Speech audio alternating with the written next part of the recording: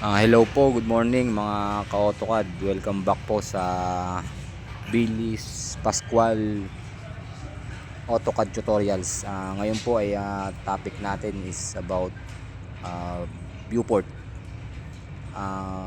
Ang viewport po is nagsisilbi siyang windows natin sa paper space or layout para makita natin yung nilalaman ng model.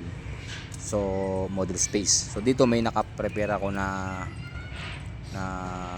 ginawa ko na para maayos ko mabuti yung pagpapaliwanag. So ang command po nito is viewport is MV. Ayan, click po natin yung MView. Then click lang po tayo ng corner to corner. Kung mapapansin nyo, lalabas dyan yung nilalaman ng model space na depende kung anong unit ang ginamit natin sa loob ng model, kung meters siya or millimeters yung unit. Para sa paper space aayos natin base sa desire mo na scale para maiayos mo sa sukat nung papel.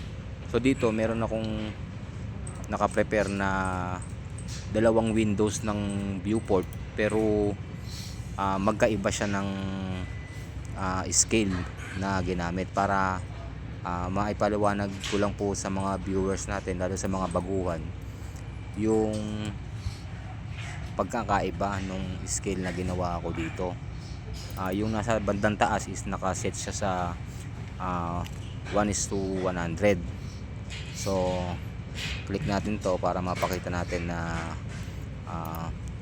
1:100 millimeter po yung unit ko na ginamit dito.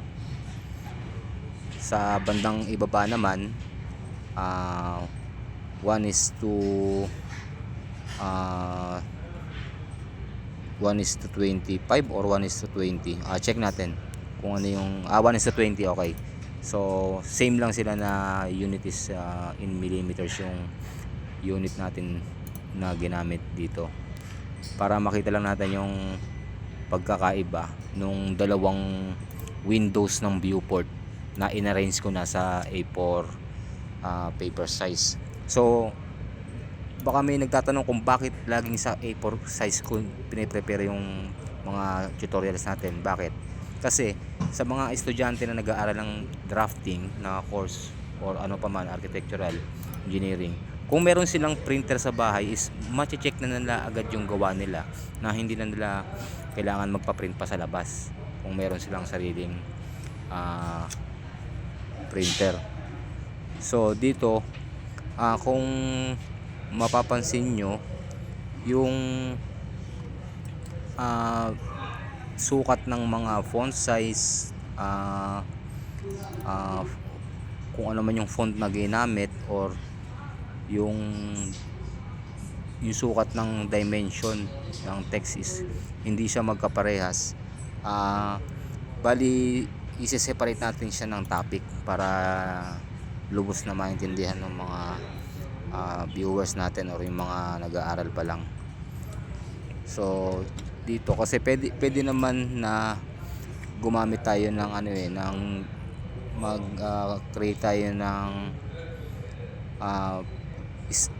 dim style na kahit anong scale is magiging parehas yung sukat ng font size, na ang tawag dun is annotative. Pero siyempre isa-separate natin ng ng tutorial para lubos nilang maintindihan. So sana may natutunan kayo sa topic natin ngayon, at keep on supporting and watching my video. Maraming salamat po.